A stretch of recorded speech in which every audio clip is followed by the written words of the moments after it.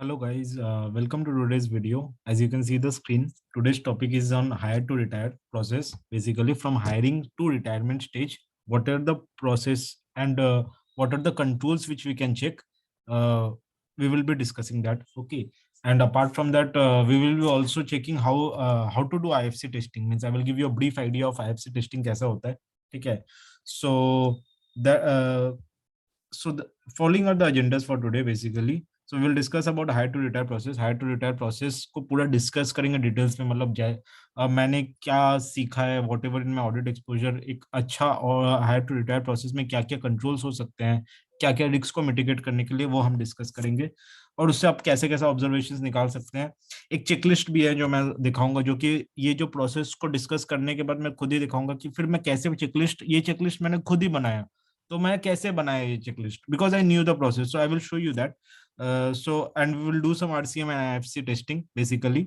और कैसा होता है आरसीएम टेस्टिंग से, क्या क्या होता है, एंड एसओपी एंड आरसीएम में क्या डिफरेंस है, ये भी मैं बात करूंगा. और थोड़ा कोसो एंड कोबिट्स के बारे में भी मैं बताऊंगा आपको. ठीक है. So without wasting time I think so we should start. And before that, we are if you are new to the channel, so we are our channel name is Audit Practically, where we make videos on auditing and some videos on investments which we are making. So like there is a separate playlist of investment videos. And again, there are a lot of topics of audit now, so we have almost have 60 videos right now. So like if you're someone new, you can start with cash and bank. And if you're someone pro, you should start with debtors playlist. Okay, you can refer to the playlist tab. And that's it. So and right now we will be discussing on hire to retire. So start karte hain. The first thing on hire to retire, what we'll be discussing is process start कैसे होता है, right. So I remember, मतलब कि higher to retire, मतलब ये आज जो है मेजरली इंटरनल ऑडिटर्स ऑडिट जो लोग कर रहे हैं उनको बहुत हेल्प होगा. और मैं बहुत शॉक रह गया था, क्योंकि पहले मैं स्टैट्यूटरी ऑडिट कर रहा था और उसके बाद I just got internal audit. I had no idea कि यार पूरा एक एच और बोला एरिया एचआर एंड पेरोल. मैं बोला एचआर एंड पेरोल में मेरे को एक एरिया का, सिर्फ उस क्वार्टर में सिर्फ एचआर एंड पेरोल ही was the area. Apart from that there was one more area, cash and bank और something like that, I remember. And मतलब उसमें मैं कैसे ऑब्जर्वेशंस निकालूंगा, how do I identify observations, क्योंकि मैंने बस स्टैट्यूटरी ऑडिट में एम्प्लॉय बेनिफिट एक्सपेंसेस का जो खर्चा आता है वो सबको देखा है, ग्रेचुइटी, एक्चुअरियल वैल्यूएशन चेक किया, मतलब प्रॉफिट एंड लॉस में जो भी फिगर फ्लोट कर रहा है उसका फिगर्स का कंट्रोल लिया है. अभी यहाँ पर बोल रहा है कि एचआर ऑडिट मेरे को इंटरनल ऑडिट में करना है, तो मतलब मैं क्या देखूंगा, क्या कैसे करूंगा, basically I had no idea. ठीक है. एंड फिर धीरे धीरे मैंने समझा प्रोसेस को, कुछ प्रीवियस ऑडिट रिपोर्ट्स पढ़े. कभी कभी क्या प्रीवियस ऑडिट रिपोर्ट्स बहुत हेल्प करता है कि समझने में भी करना क्या है, क्योंकि the process does not change, no one explains you nothing. ठीक है ना, मतलब कि तो ऐसा नहीं है कि जब मेरे को एचआर ऑडिट के लिए गया था तो मेरा मैनेजर पूरा बैठ के आके मेरे को समझाया कि यार देखो ऐसे ऐसे ऐसे ऐसे ये चीज चेक करना पड़ता है, कुछ नहीं बताया जाता है. ठीक है. So you need to do it by yourself. So thankfully today I will be sharing with you whatever I've learned. So the first thing, कोई भी प्रोसेस आप चेक करने जाओ तो पहले ऑर्गेनाइजेशन में जाके बोलो कि आपके पास कोई एसओपी है, एसओपी वगैरह है क्या. So what is SOP? SOP stands for standard operating procedure. Standard, हम ज्यादा नहीं लिख रहे हैं, my handwriting is very poor. Operating procedure. Okay. तो SOP stands for standard operating procedure. तो पहले पूछो आपको, तो एसओपी पढ़ने से आपको बहुत आइडिया मिल जाता है. एसओपी में पूरा प्रोसेस लिखा रहता है जनरली, कि कंपनी जो हायर, जो नाम है हायर टू रिटायर, मतलब हायरिंग स्टेज का पूरा प्रोसेस, कैसे हायर करेगा, क्या क्या कंडीशंस होगा, क्या प्रोसेस है, ये सारा चीज लिखा रहेगा उसमें. फिर एम्प्लॉय का पेरोल कैसे प्रोसेस होगा, रिटायर होगा तो क्या क्या होगा, लीव बेनिफिट्स क्या, सब लिखा रहता है. तो फर्स्ट थिंग है, अगर आप ऑर्गेनाइजेशन में जा रहे हो तो उसको प्रोसेस मांगो. नहीं है, that is the first observation which you can make, that there is no standard SOP in the organisation. This is a very big control which you should have. So मिल गया तो बढ़िया बात है, कोई बात नहीं.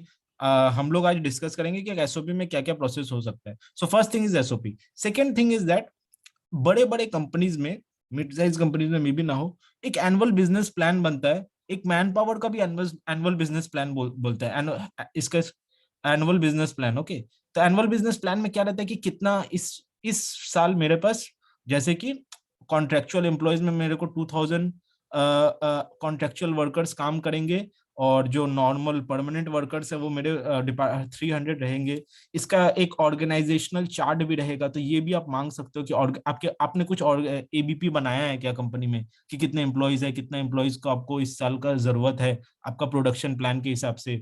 आपके पास कोई ऑर्गेनाइजेशनल चार्ट है क्या, मतलब कि कैसा ऑर्गेनाइजेशन का हायरार्की है, मतलब फाइनेंस है तो इसमें कितने जन है, एक मैनेजर होगा, सीनियर मैनेजर होगा, सीएफओ होगा, और उसके बाद फिर ऑपरेशंस का टीम होगा, ऑपरेशंस होगा, यहाँ पर फिर लॉजिस्टिक्स होगा, ठीक है, लॉजिस्टिक्स होगा, और उसके बाद फिर प्रोडक्शन होगा। तो ऐसे कर करके पूरा ऑर्गेनाइजेशनल चार्ट्स, और उसमें कितना टीम मेंबर्स है, और फिर ऊपर सारा रिपोर्ट्स कर रहा होगा एमडी एंड सीएफओ को, MD and CFO.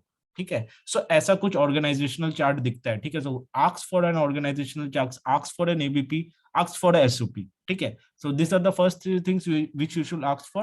If there is nothing like SOP, ABP and organizational chart, these are your first observations. ठीक है, आपको पहला observations मिल गया है कि ये सब नहीं है मेरा, मतलब कि there is no SOP, no organizational chart and no ABP. ABP planning होना चाहिए, आपका कितना कॉस्ट आ रहा है, ये आ रहा है, मतलब कितना एम्प्लॉयज आपको डिप्लॉय करना है इस साल का, आपका तो प्लान होना चाहिए। Good organisation should everything should be planned.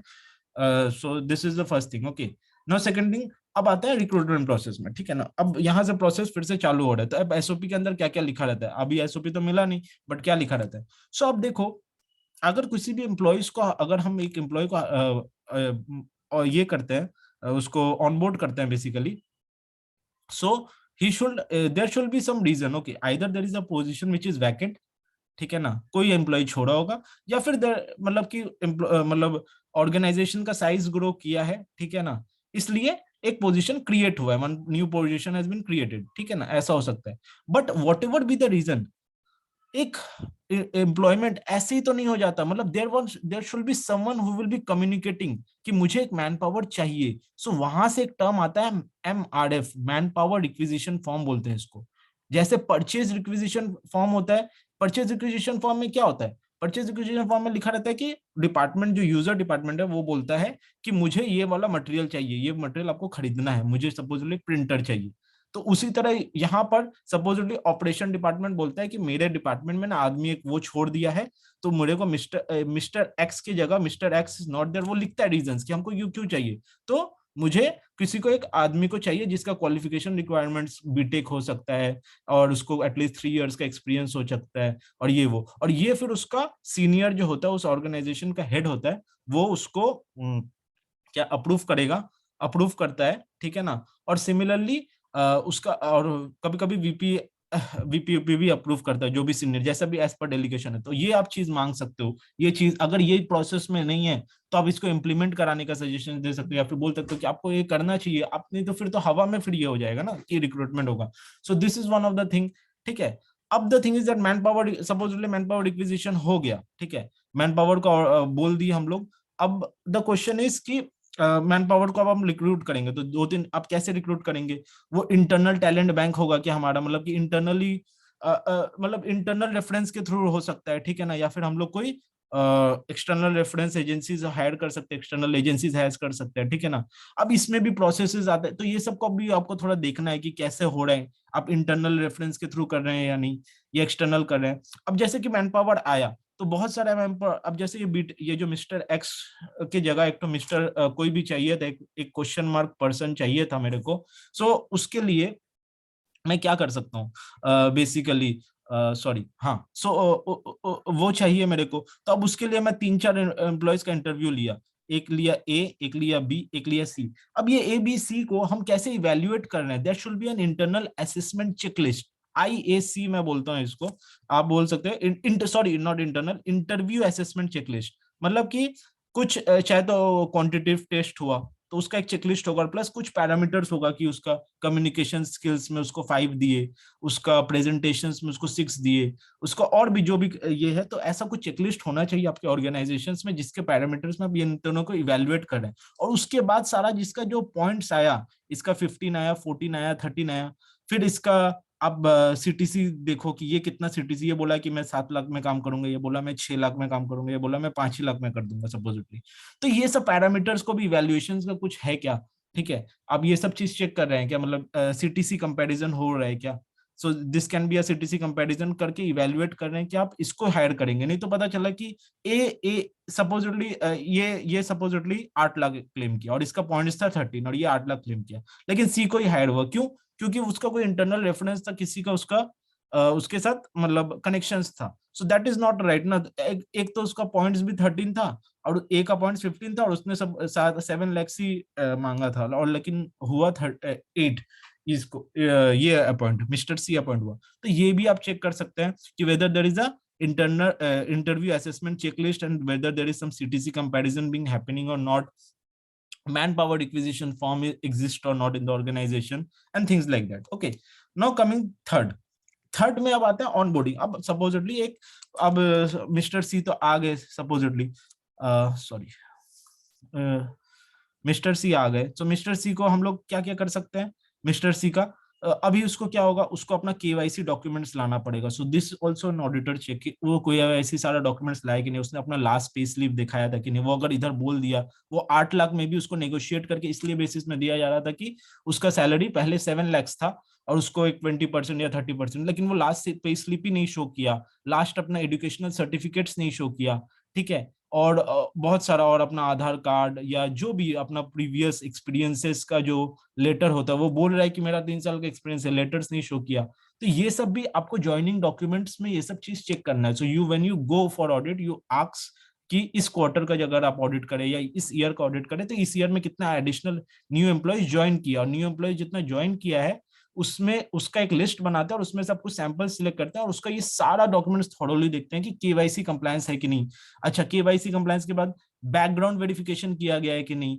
Background verification आजकल हर बड़े कंपनीज करते हैं कि कोई इंडिपेंडेंट अथॉरिटी उसका बैकग्राउंड को वेरीफाई किया है कि नहीं। मेडिकल फिटनेस सर्टिफिकेट, मेडिकली कितना फिट है, आके फिर कंपनीज में प्रॉब्लम होगा कि नहीं, ये सब नॉर्मल चीजेज है, ठीक है ना। ये सब हो रहा है कि नहीं। अब अगर ये सारा डॉक्यूमेंट शेयर करके लिया और वो ऑन बोर्ड हो गया, सो अब आता है नेक्स्ट प्रोसेस इंडक्शन का, कि अब इंडक्शन में क्या होता है, उसको फैमिलियराइज किया जाता है सबको, उसको कंपनी के बारे में बताता है कि कंपनी कैसा है, what our company is into, how old the company is, what are the where are the plant के बारे में बताता है। टीम मेंबर से मिलाया जाता है, मतलब अदर टीम मेंबर, सब डिपार्टमेंट से मिलाया जाता है कि अदर डिपार्टमेंट, प्रोडक्शन डिपार्टमेंट क्या करता है, ऑपरेशन डिपार्टमेंट क्या करता है, फाइनेंस क्या करता है, ठीक है। ऐसे करके उसको सारा चीज बताया जाता है, सबसे मिलाया जाता है कि goes to each and every department, meets people, understands the company, understands the process, understands the what is the vision of the company, what is the mission of the company. So there should be an induction, ठीक है ना। So whether induction is carried out to all employees and whether there is a need document in support of that, ठीक है ना। ये आपको check करना है कि डॉक्यूमेंट है कि नहीं। आप बोल तो रहे हो इंडक्शन किए हो, ठीक है ना, लेकिन है कि नहीं। उसके साथ साथ कंपनीज में, मैक्सिमम कंपनीज में कोड ऑफ कंडक्ट होता है कि देखो ये सब रूल्स मेरे कंपनीज का, ये सब आपको मानना पड़ेगा, ये सब आपको जान के रखना है। सो उसका कोड ऑफ कंडक्ट उससे साइन करवाया गया है कि नहीं, ठीक है ना। अब रीड करना कोड ऑफ कंडक्ट में बहुत सारा पॉलिसीज रिलेटेड मैटर्स होते हैं, देखो ये मेरे कंपनी में काम करने में आपका ये रूल्स है। And the thing is that, और एम्प्लॉयज का हैंडबुक उसको दिया गया है कि नहीं। इसमें एम्प्लॉयज का हैंडबुक में सब कुछ लिखा रहता है, लीव क्या है, कितना लीव्स मिलेगा, क्या एम्प्लॉय का पॉलिसीज है, and everything. And then there should be a familiarisation programme also conducted, कि ये सब सिर्फ हाथ में पकड़ा देने से काम नहीं चलेगा। फैमिलियराइजेशन प्रोग्राम, ये सब हाथ में पकड़ा देने से सिर्फ काम नहीं चलेगा। यू नीड टू बी, मतलब devote some time and explain the person कि देखो ये मेरा पॉलिसीज में है and you should be aware of that, ठीक है। So this are the things. और ट्रेनिंग व्रेनिंग भी दिया गया उसको, ठीक है, एडुकेट ट्रेनिंग व्रेनिंग मिला है कि नहीं, ठीक है। तो ये सब चीजों को आप चेक कर सकते हैं। तो क्या क्या मैंने बोला, जैसे कि केवाईसी मैंने बोला, I spoke about KYC, I spoke about background verification, I spoke about medical fitness certificate, and then I spoke about induction where there is a code of conduct. So देख लो कितना points मैं निकाल रहा हूँ, can you see the number of points which you can check? And this is what happens when you go through good SOPs, you know a lot of things in the process, okay, and anything non complying from the processes is a point, ठीक है। So induction के लिए बोला, code of conduct के लिए बोला, familiarization program हो रहा है कि नहीं, उसको familiarize करवा रहा है। तो खाली हाथ में पकड़ा देने से employee handbook या नहीं होता है। You should give a training that you know, तो you are aware, तो now you know about the company rules and regulations ना। लाइक कल को वो बोलेगा नहीं, मैंने, मेरे को तो हाथ में दिए थे बट मैंने पढ़ा नहीं। So there should be a good organisations take care of all this things, okay. So these are the things which you can check in onboarding thing, है ना। उसके बाद आता है, अब हो गया एम्प्लॉय ऑनबोर्ड हो गया, now there is like employee का मास्टर डेटा क्रिएट होगा, right? So employee master data create होगा, एवरीथिंग लाइक उसका जो भी सिस्टम होगा, एसएपी होगा या वॉट एवर होगा, बायोमेट्रिक बनेगा, उसका मास्टर डेटा रिकॉर्ड होगा, उसका बेसिक कितना है, एचआरए कितना है, डीए कितना है, right, and other things what ever, ठीक है, और उसका ज्वाइनिंग डेट क्या है, ठीक है, उसका पीएफ कितना कटना है, मतलब what ever you can imagine, pan number क्या है, ये क्या है। सो मास्टर डेटा मेंटेनेंस, ठीक है ना, तो यहाँ पर आपको देखना है कि कैसे मेंटेन हो रहा है, बहुत मतलब it should be, master data maintenance should be a restricted T code access, मतलब ट्रांजेक्शन कोड का वो मेंटेनेंस का बहुत कम जन को, 1 or 2% should be authorise to alter or change the master data, right? And there should be proper segregation of duties. So these are the elements which you need to check, क्योंकि master data में कुछ भी basic को 10,000 से 20,000 कर दिया तो payroll में पैसा ज्यादा जाएगा। सो इसके ऊपर कितना कंट्रोल्स है, how you are maintaining, how you are making sure that a new employee joins, that time you enter the names in the record, and when a person leaves you mandatorily delete the name, उसका जो अगर छोड़ रहा है अगर कोई आदमी, तो उसका नाम डिलीट कर रहे हो कि नहीं, आप कैसे इंश्योर कर रहे हो, what are the controls in that deletion के केस में, ठीक है ना। उसका बायोमेट्रिक रिकॉर्ड्स भी आप कैसे डिलीट कर रहे हो, उसका कार्ड भी आप कैसे सरेंडर कर रहे हैं, ठीक है। You need to be you should check all these things, right?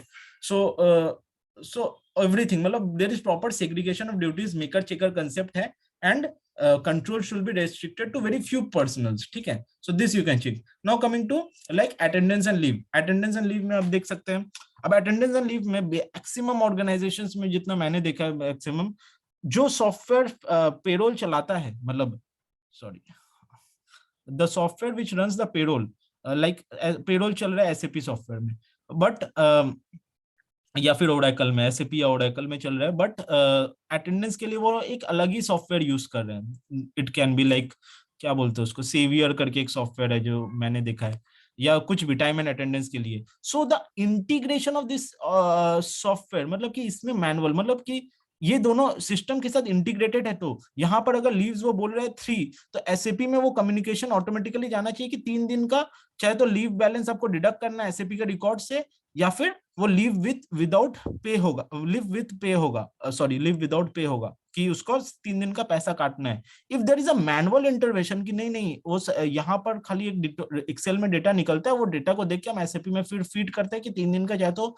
Leave से काटना है, या 3 दिन का मेरे को ये करना है, सॉरी 3 दिन का लीव काटना है, या फिर 3 दिन का क्या बोलते हैं उसको, सॉरी 3 days लीव, हाँ।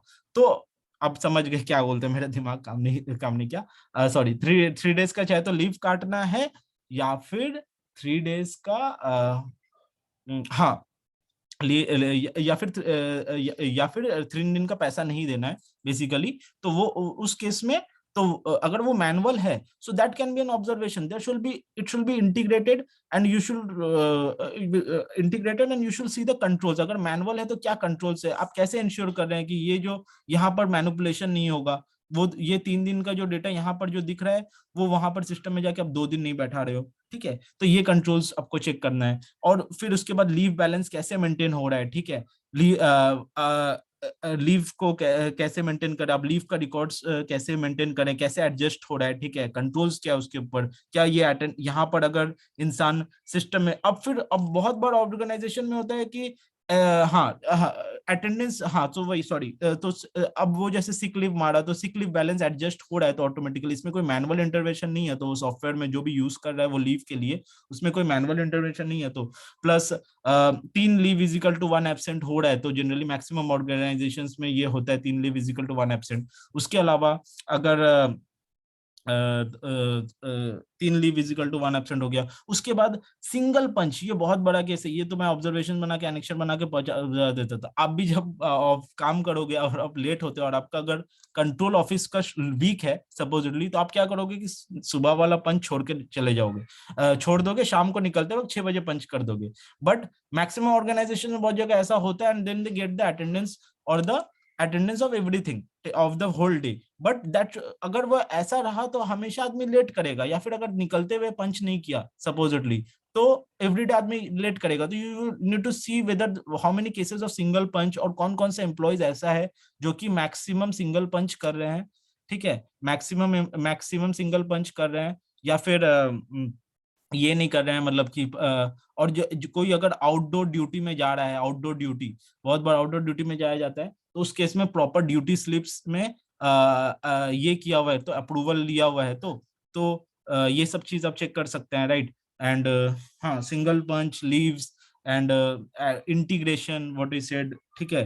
तो ये सारा चीजों आप चेक कर सकते हैं। You I will show you a checklist where everything is properly systematically written, you will go through, मैंने बहुत हैपोजिटली लिखा है, I just want to take you through the process.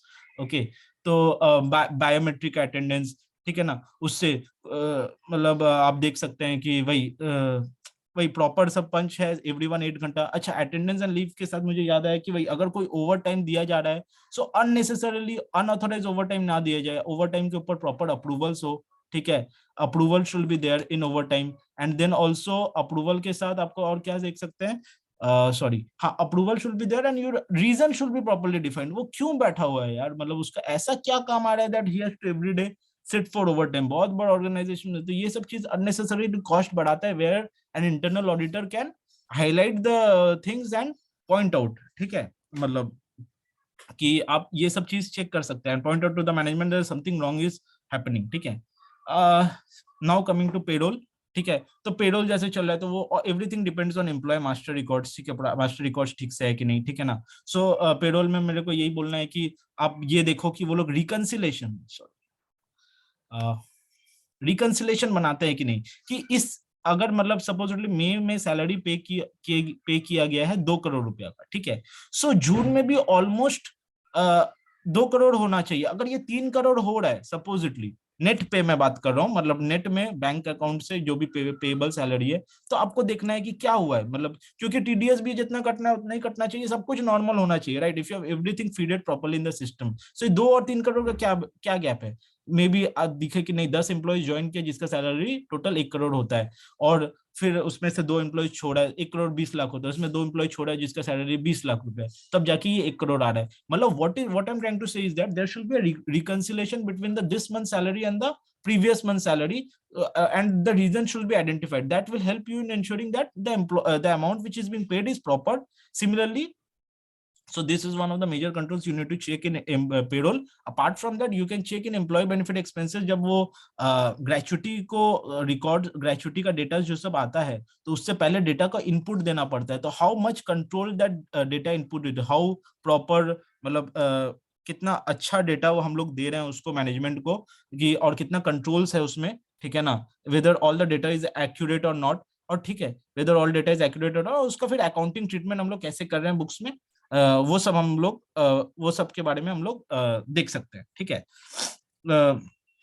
Next, coming to statutory compliances, आपको पता होगा एक form, शायद I am just if I forget the form, एक फॉर्म 12BB होता है शायद, where the employed in the beginning of the year declares कि मैं कितना इन्वेस्टमेंट करूंगा, कि मैं एटीसी में 1,50,000 करूंगा, मैं इस साल एनपीएस करूंगा एडिशनल 50,000 का, मेरा एचआरए होगा इस साल का 1 लाख रुपया, ठीक है ना। He just declares and end of the year जनवरी में, ये अप्रैल मई के महीने में वो करता है, और जनवरी में जाके sorry sorry sorry something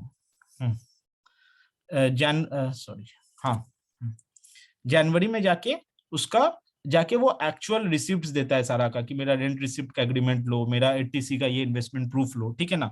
so ये सब हो रहा है कि नहीं, दिस आर द डॉक्यूमेंट्स, कौन कौन से एम्प्लॉइज जो इसका टीडीएस पेबल है वो सारा ठीक से कट रहा है कि नहीं, वो लोग ने सारा ये इन्वेस्टमेंट डिक्लेरेशंस दिया है कि नहीं, अगर एंड ऑफ द जनवरी में जाके वो लोग ने इन्वेस्टमेंट प्रूफ दिया था कि नहीं, हाउस रेंट स्लिप ये सब दिया था कि नहीं, ये सब आपने रखा है कि नहीं फाइल में, ये सब भी आप चेक कर सकते हैं, ठीक है। और बाकी उसका मतलब टीडीएस वीडियोस ठीक से कट रहा है कि नहीं वो देख सकते हैं, ठीक है। डुअल बीबी इन्वेस्टमेंट प्रूफ्स दे रहा है कि नहीं वो देख सकते हैं, और जो भी और जो टीडीएस आप लोग टाइमली डिपॉजिट्स कर रहे हैं कि नहीं। मेरा स्टैट्यूटरी कंप्लायंसेस के एक अलग वीडियो है जहां पर टीडीएस, पीएफ, एम्प्लॉय बेनिफिट सारा के ऊपर बात किया, तो वो सब कंप्लायंसेस प्रॉपर कराने के कर रहा है कि नहीं वो आप देख सकते हैं। अच्छा, स्टैट्यूटरी कंप्लायंस में मेरे को 2 चीज अच्छा याद आया। Minimum wage act, contractual labour से कोई भी है, मिनिमम वेज एक्ट हर स्टेट का होता है, जब वेस्ट बंगाल का भी एक मिनिमम वेज एक्ट है, मैं वेस्ट बंगाल से बिलोंग करता हूँ इसलिए मैं मुझे पता है, हर स्टेट का होता है। ठीक है, मिनिमम वेजेस एक्ट कंप्लाई कर रहा है कि नहीं। बहुत सारा बहुत बार कोई कोई स्पेसिफिक प्लांट्स में प्लांट का स्पेशल एक्ट्स होता है, ये भी शायद मैंने सुना है और थोड़ा सा बहुत पढ़ा है कि प्लांट लोग का स्पेशल एक्ट होता है। वैसे यूनियंस लोग का एक स्पेशल होता है, वो लोग अपना एक ये करते हैं, तो उस यूनियन वाले केस में तो कोई दिक्कत नहीं आएगा। बट ये आप जरूर से देखना कि मिनिमम वेजेस एक्ट और स्पेशल एक्ट अगर उस plant specific nature of plant है कि उसके लिए कोई स्पेशल मिनिमम इतना सेट किया गया कि नहीं यहाँ के एम्प्लॉयज को 20,000 रुपया ही मिलेगा या यहाँ के एम्प्लॉयज को 10,000 रुपया भी मिलेगा, वो मिल रहा है कि नहीं। सेकेंडली, अगर ओवर टाइम दिया जा रहा है तो डबल द रेट हो रहा है कि नहीं।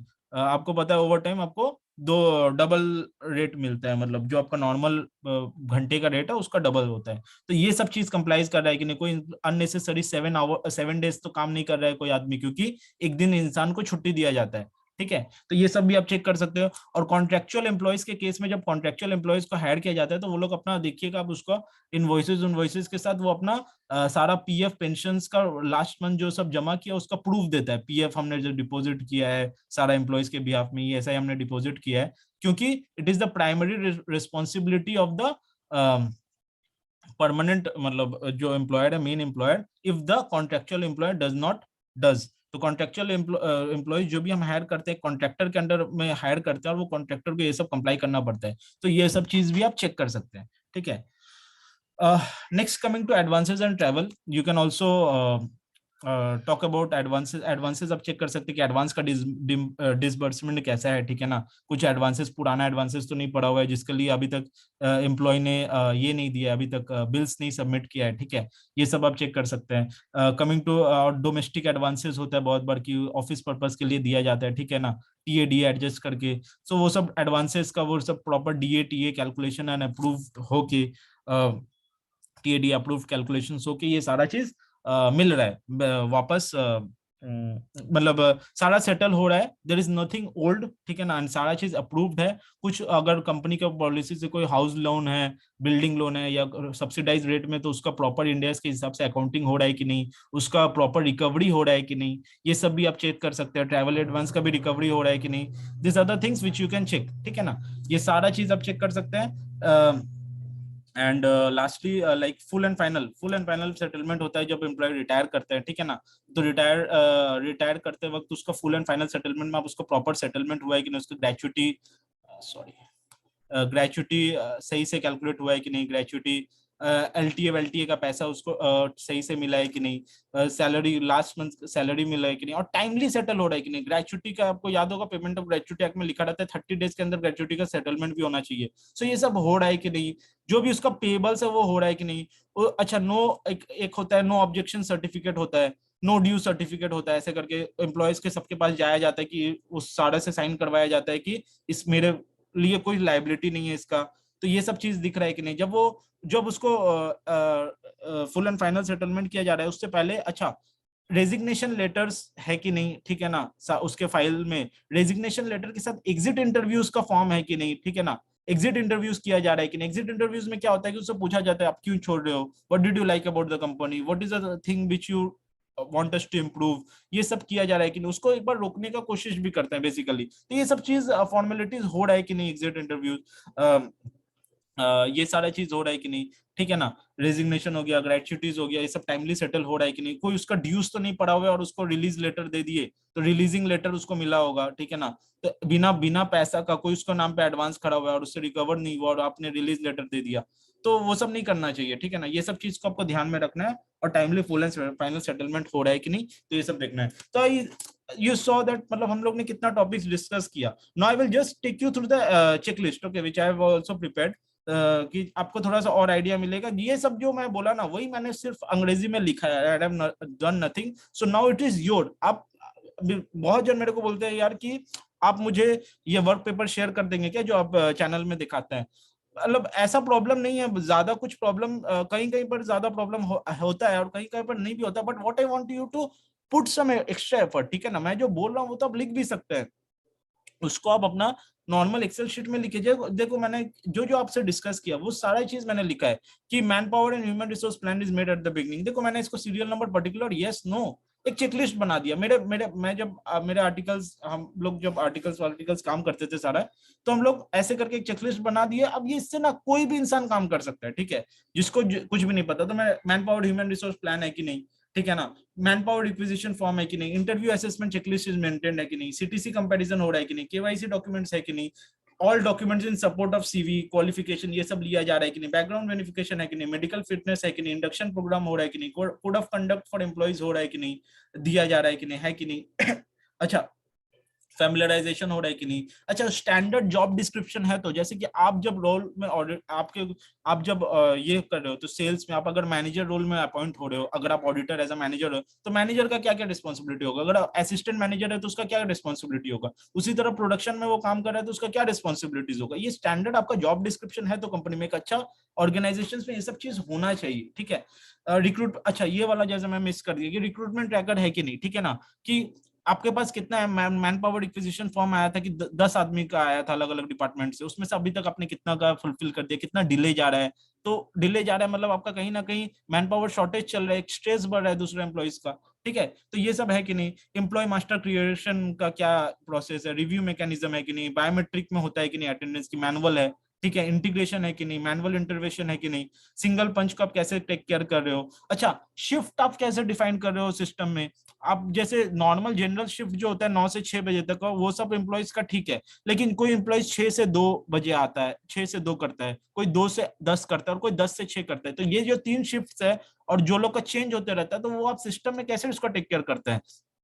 अगर सिस्टम में आप उसको डिफाइन नहीं करेंगे कि उसका ड्यूटी का टाइम 6 है और उसका निकलने का टाइम 2 बजे है, और वो 9 बजे आएगा और 2 बजे निकल जाएगा, तो अब उसका तो पैसा कटना चाहिए, लेकिन उसका कट रहा नहीं है। तो ये सब चीज आप कैसे देखते हैं, ठीक है ना। सिंगल पंच, आउटवर्ड ड्यूटी का क्या कंट्रोल्स है, ठीक है ना।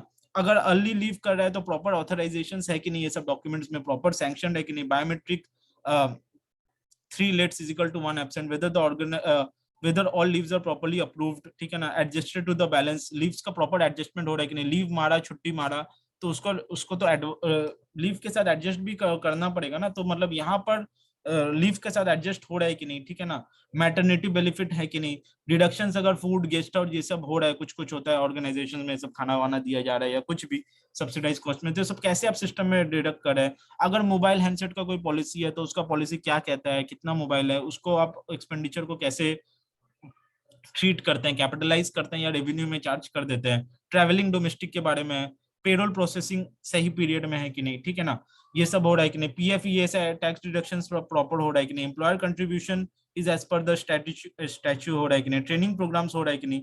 जो परफॉर्मेंस अप्रेजल मैकेनिज्म कैसे आपके कंपनी में कैसे होता है, ईयरली होता है, कब होता है, क्या कैसे करते हैं, क्या पैरामीटर्स है, क्या कीपीआई है, की परफॉर्मेंस इंडिकेटर्स है, ये सब के बारे में। फ्रेश सैलरी अप्रेजल लेटर, अच्छा जब आपका परफॉर्मेंस हुआ, ये चीज बहुत आपको कंट्रोल में मिड साइज कंपनी में नहीं मिलेगा। सपोजिटली आपको आपका 10% सैलरी हाइक हुआ due to the performance appraisal, तो आपको तो एक फ्रेश अप्रेजल लेटर मिलना चाहिए ना, कि ये अप्रेजल लेटर है कि your salary has been appraise, मतलब यू हैव बीन, इस साल में आपका 10% इंक्रीमेंट मिला और ये आपका रिवाइज सीटीसी है। ये सब कंपनी शेयर कर रहे हैं कि नहीं। सो एक अच्छे कंपनी में ये सारा चीज होना चाहिए, ठीक है।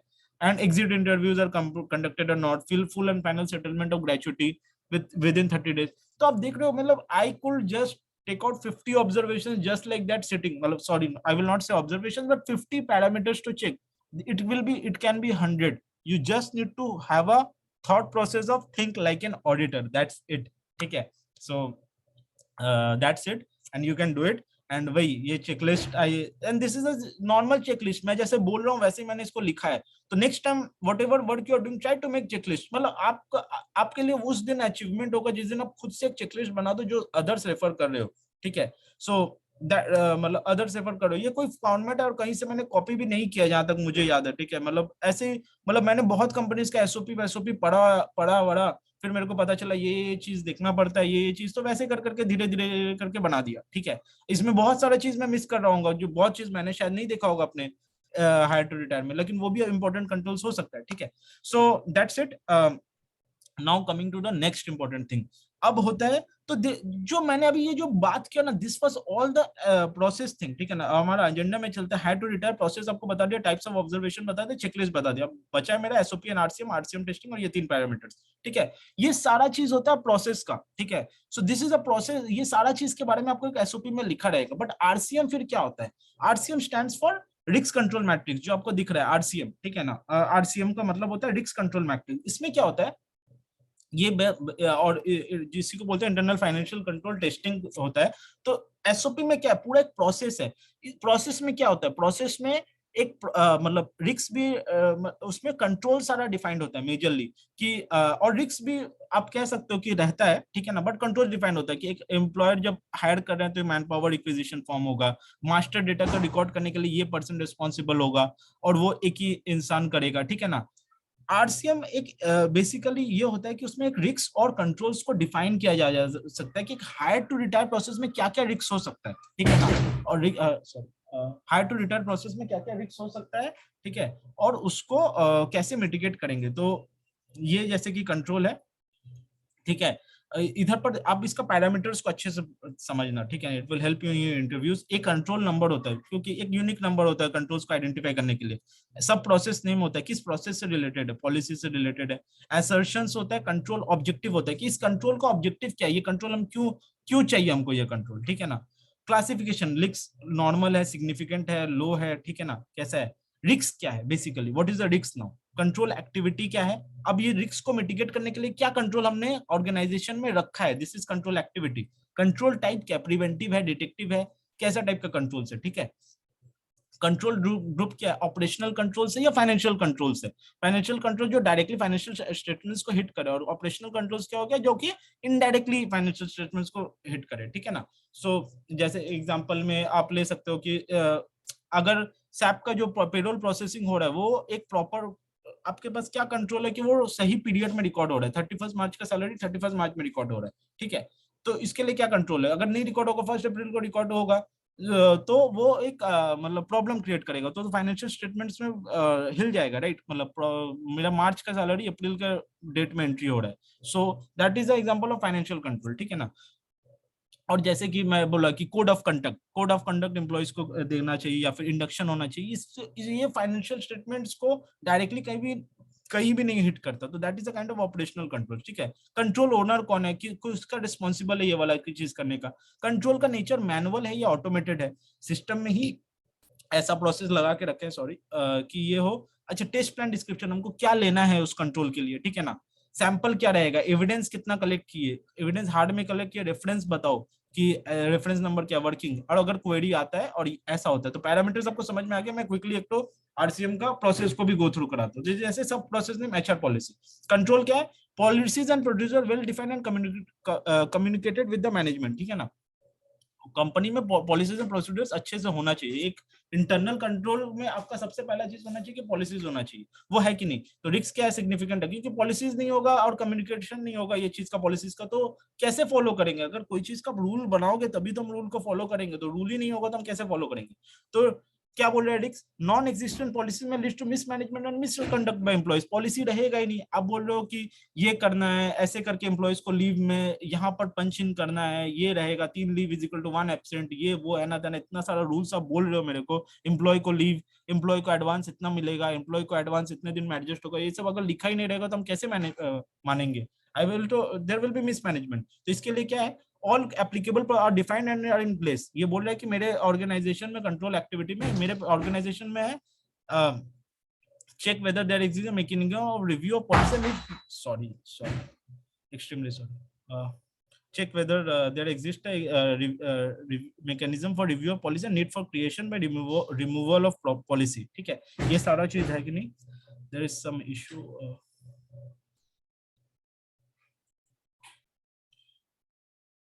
तो दिस इज अ थिंग, ठीक है ना। ऑल एप्लीकेबल पॉलिसी प्रोसीड्यूर्स है, exist a mechanism for review of policy, need for creation bye removal of policy. कि ये मैकेनिज्म है कि नहीं, ये भी आप चेक करिए, ठीक है ना। कि ये कंट्रोल एक्टिविटी में ये सारा चीज है कि नहीं, मतलब पॉलिसी है कि नहीं, पॉलिसी को पीरियडिकली रिव्यू किया जा रहा है, क्योंकि बहुत सारा पॉलिसीज ऑब्सोलीट हो जाता है, क्योंकि प्रोसेस हो जाता है। जैसे पहले अगर मैनुअल अटेंडेंस होता होगा और फिर बायोमेट्रिक आ गया होगा, तो वो पॉलिसी जो मैनुअल अटेंडेंस का प्रोसेस है वो और एग्जिस्ट नहीं करता होगा, ठीक है। तो ये है, ठीक है। कंट्रोल टाइप जैसे मैं बोला प्रिवेंटिव है कि नहीं, और कौन कंट्रोल ओनर है, ऑटोमेटेड है कि मैनुअल है, मैनुअल है। और टेस्ट प्लान में क्या है, टेस्ट प्लान में आपको बोल रहा है कि क्या करना है, आपको क्या लेना है, ये कंट्रोल, ये रिस्क को मिटिगेट करने के लिए आपको कंट्रोल चाहिए, कंट्रोल है, तो वो बोले कंट्रोल है। तो कंट्रोल को आप चेक कैसे करेंगे कि कंट्रोल है कि नहीं, तो आप बोलेंगे भाई मेरे को HR पॉलिसी दे दीजिए, ठीक है ना। So this is how RCM looks like. Similarly employee master maintenance, ठीक है ना, ये किस एसर्शंस को इफेक्ट कर रहा है वो भी एक कॉलम होता है, वैलिडिटी को इफेक्ट कर रहा है, ठीक है ना। तो unauthorise access is given to employee master resulting in inappropriate payroll processing. वो बोलना चाह रहा है कि अगर अनऑथराइज एक्सेस दे दिया गया है एम्प्लॉय मास्टर को तो इन एक्यूरेट पेरोल प्रोसेसिंग होगा। तो इसके लिए अपने ऑर्गेनाइजेशन में क्या कंट्रोल रखा है, तो बोल रहा है updating employee records access to create or update the employee master is restricted to the officer and verified by section in charge HR। बोल रहा है कि एचआर को वो वेरीफाई करता है। Updating compensation and benefits access to create और employee is restricted to officer HR and verified by manager. मतलब टू फोल्ड कंट्रोल्स है इसका, और यही लोग दोनों के पास है। तो और वो बोल रहा है एडिशन एंड, तो इसका कंट्रोल सॉरी अपडेटिंग, अच्छा गिवन टू एम्प्लॉय मास्टर, अच्छा sorry I think so there is some change, ठीक है ना। ये वाला रिस्क होगा, ठीक है, unauthorise access and this is the updation, ठीक है ना। और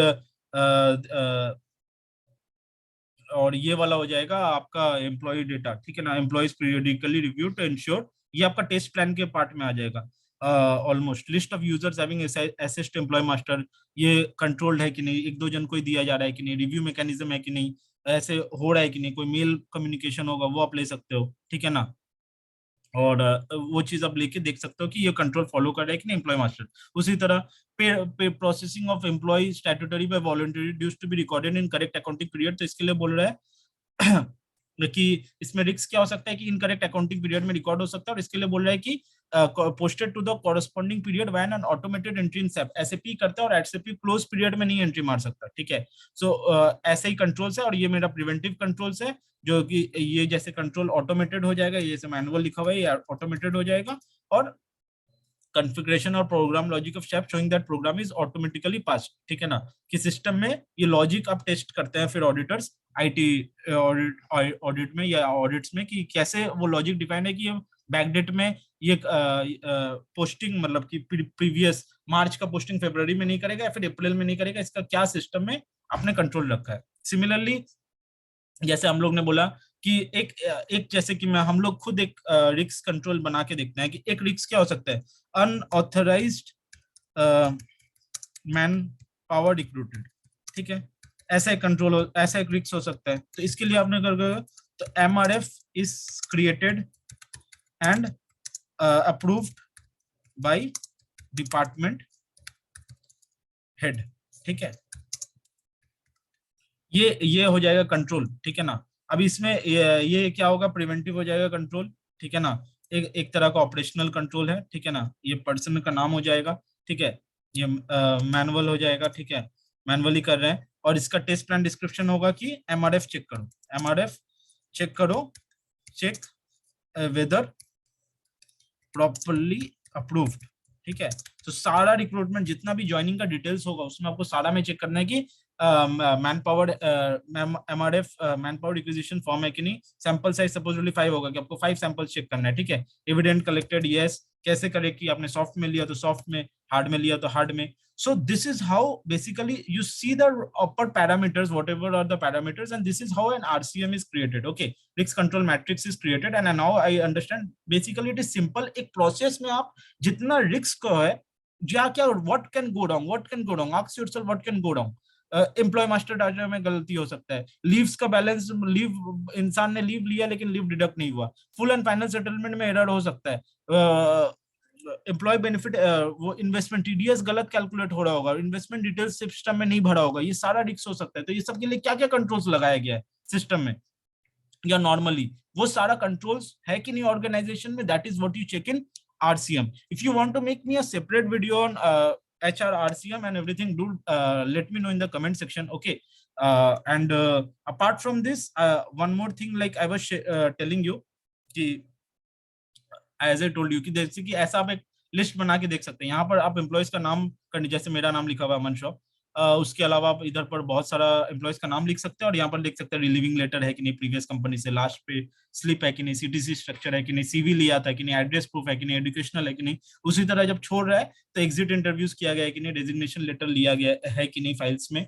ठीक है, ये सारा चीज चेक कर सकते हैं। And the last but not the list, I will just like to add कि अगर आप आरसीएम के बारे में आपको इंटरव्यूज में अगर पूछ लिया और आप इंटरनल ऑडिट में जा रहे हैं, तो कोसो का कोबिट 5 प्रिंसिपल्स एंड कोसो वो थोड़ा आप पढ़ लेना। ठीक है ना, वो लोग ये आरसीएम्स के साथ उसको कनेक्ट करते हैं। ठीक है, सो कोसो का आपको याद होगा, आपको याद नहीं होगा may be because IT final के कोर्स में पहले था आईटीज में। तो जैसे कोसो का होता है कि control environment, risk assessment, control activity, in communication, ठीक है ना, इनफॉर्मल एंड कम्युनिकेशन, और ऐसे करके और एक ये था मॉनिटरिंग। ठीक है ना, ऐसा कुछ था। तो कोसो का एंड 5 कोविड प्रिंसिपल्स, ये सब ये थोड़ा सा आप देख लेना। ठीक है, they might ask you if you are going for internal audit and if they are asking you processes, testing your RCM knowledge. Apart from this, you have got an idea of what an RCM looks like and how to do an audit of hire to retire.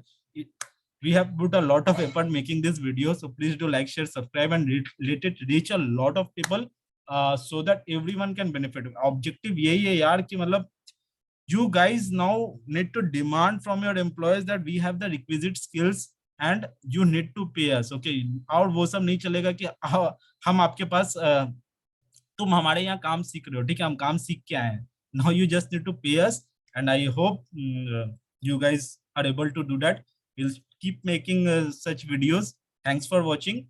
Thank you so much.